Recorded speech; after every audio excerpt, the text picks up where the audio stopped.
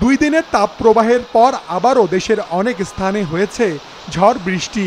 রোববার বিভিন্ন স্থানে ৩৬ থেকে ১২৪ মিলিমিটার বৃষ্টির পর তাপমাত্রা কমেছে ৩ থেকে ৭ ডিগ্রি সেলসিয়াস পর্যন্ত।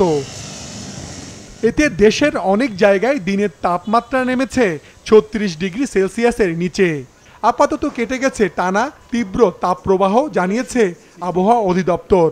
তাপপ্রবাহটা যে আগে যে তীব্র থেকে অতি তীব্র তাপপ্রবাহ ছিল সেটা কেটে গেছে আমরা বলতে পারি। সবগুলো স্টেশনে ৪০ ডিগ্রি নিচে নেমে যাবে এবং হয়তো বিচ্ছিন্নভাবে কিছু জায়গায় ৩৬-এর উপর অর্থাৎ মৃদু থেকে মাঝারি তাপপ্রবাহ থাকতে পারে। তবে সারা দেশব্যাপী এরকম যে তাপপ্রবাহ এটার সম্ভাবনা আর আগামী ১০ দিনের মধ্যে নেই। আজও দেশের কোথাও কোথাও হয়েছে কালবৈশাখী ঝড়সহ বৃষ্টি। আবহাওয়ার পূর্বাভাসে জানানো হয়েছে বৃষ্টির এই ধারা ১৫ই মে পর্যন্ত অব্যাহত থাকতে পারে। টানা ১০ দিন প্রচণ্ড গরম থেকে মিলতে পারে কিছুটা স্বস্তি।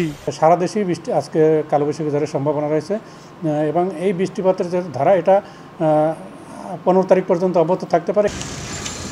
তীব্র তাপপ্রবাহের কারণে গেল ২ সপ্তাহে সারা দেশে হিট স্ট্রোকে মারা গেছেন ১৫ জন, জানিয়েছে স্বাস্থ্য অধিদপ্তর।